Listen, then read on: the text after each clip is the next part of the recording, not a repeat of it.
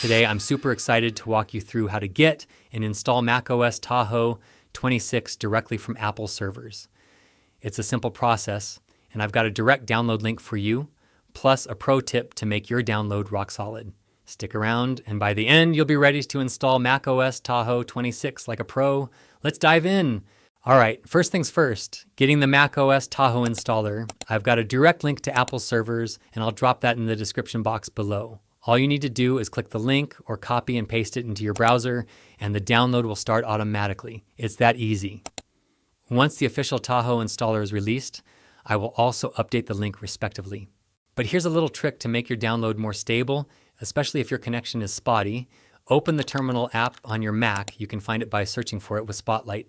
Type this command, ping swcdn.apple.com, and hit enter.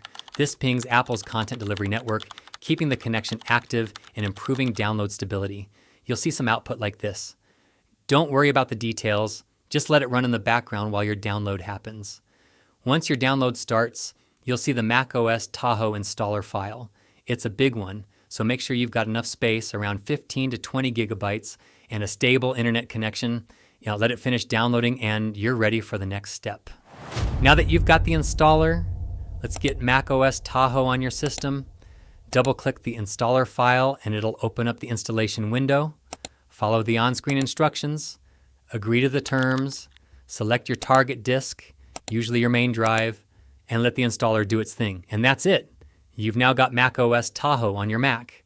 Click close and it will ask you to keep or move to trash that installer. Super easy, right?